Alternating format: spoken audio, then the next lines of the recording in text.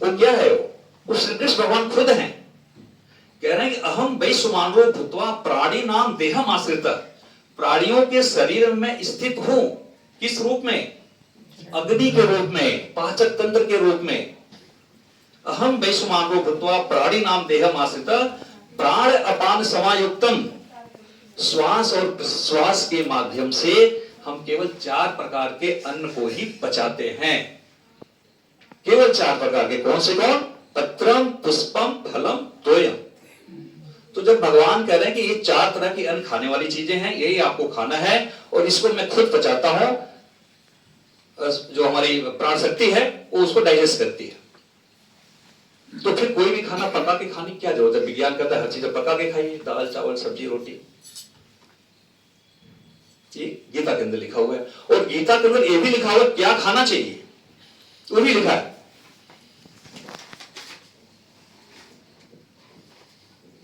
आयु व सत्व बल आरोग्य सुख प्रीति विवर्धना रस्या स्निग्धा स्थिरा हृदय आहारा सात्विक प्रिया। जो सात्विक लोग होते हैं, जिससे आयु बढ़ती है, सत्व तत्व बढ़ता है, बल बढ़ता है, आरोग्य बढ़ता है, सुख मिलता है, वो कौन सा खाना है? रसयुक्त रसाहार। वो किसमें है? नेचुरल फ्रूट्स में है।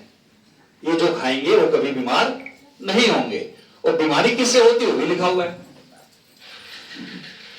कटु अम्ल लवण अति उष्ण तीक्ष्ण रुच्र विदाहीन आहारा राजस श्रेष्ठा दुख शोक आमय प्रदा। कड़ुआ, तीखा, तिच, जला भुना, इस तरह के जो खाना खाते हैं, ये सारे आहार जो है दुख, शोक और बीमारी बढ़ाने वाले। बड़ा क्लियर लिखा हुआ, जला भुना, तीखा। अब इस चीज को हम लोग भूल चुके हैं। किसी को नई भोजन के प्रणाली में लिखा हुआ है कि अगर इसको आपने अच्छा सा पालन कर लिया तो बीमारी होने का मतलब ही नहीं। किसने पढ़ा गीता में? रामचरित मानस में लिखा है करहु पाप पावहि दुख। लिखा ना, करहु पाप पावहि दुख। पाप करेंगे तो दुख मिलेगा। और पाप कैसे होता है? पाप का मतलब क्या हुआ? पाप प्लस पाप प्लस अप। पा मीन्स पालनहार, अप मीन्स दूरी बढ़ा लेना। हम बीमार क्यों हुए? मैं आपको केवल 2 चीज बताना चाहूंगा बीमार हुए क्यों। पहला रीजन यह है कि हमने नेचर से दूरी बढ़ा ली। पहला रीजन हमने प्रकृति से दूरी बढ़ा ली। और दूसरा रीजन क्या है कि हमने भगवान प्रकृति के नियमों का अवमानना किया।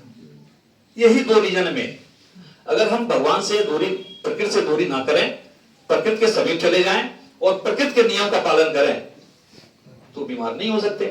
अब हमें बताते कैसे हमने दूरी बढ़ाई। संक्षिप्त में, प्रकृति के समीप नहीं होने का मतलब क्या है? भगवान के समीप नहीं होने का मतलब क्या है? कि हमने, बताइए क्यों नहीं है हम लोग भगवान के समीप? भगवान के समीप कैसे होते हैं? प्रकृति के समीप कैसे होते हैं?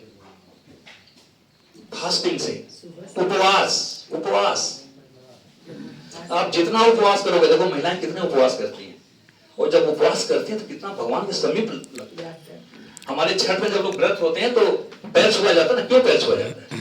क्योंकि उनके अंदर लोग कहते हैं कि भगवान खुद ही आ गए। इतनी शक्ति आती है। और 3-3 दिन कैसे आप लोग व्रत रह जाते हो छठ में? कहां से शक्ति आती है? उस समय तो नहीं करता दाल चावल सब्जी रोटी खाएं। तो वो है भगवान से लगाव होना। तो हमारी सिस्टम जो न्यू डाइट सिस्टम में है, सबसे बड़ी चीज यही है कि हम फास्टिंग करें। क्योंकि जब उपवास करेंगे तो उससे क्या होगा? हम प्रभु और नेचर के समीप होंगे और बीमारी अपने आप दूर हो जाएगी। मानते हैं इसको? भगवान के समीप होने का क्या तरीका है? उपवास करना। तो हमारे सिस्टम में क्या है? हम सुबह उठने के बाद 6 से 8 घंटा बोलते हैं कि कुछ पेट में मत डालिए। ये हमारा सिस्टम है जो हम डिस्कस करेंगे अभी। तो ये उपवास हो गया, इससे आप भगवान के समीप हो गए, दुख दूर होना शुरू हो जाएगा। नहीं 6 से 8 घंटा हो सकता है, 5 घंटा उपवास रहिए सुबह। जैसे मान ली 6 बजे नींद खुली आपकी, 11 बजे तक कुछ भी मत खाइए, कुछ भी मत पीजिए, 4 ही घंटा करिए। डेली करना है। लेकिन ये हम लोग क्या करें? उठते ही पहले पानी दबा के पी लिया। नहीं पीना है। क्यों नहीं पीना है ये हम बताएंगे। तो सिस्टम पहला क्या हो गया हमारा कि उठने के बाद कोशिश करना है 6 से 8 घंटे उपवास रेगुलर रखेंगे।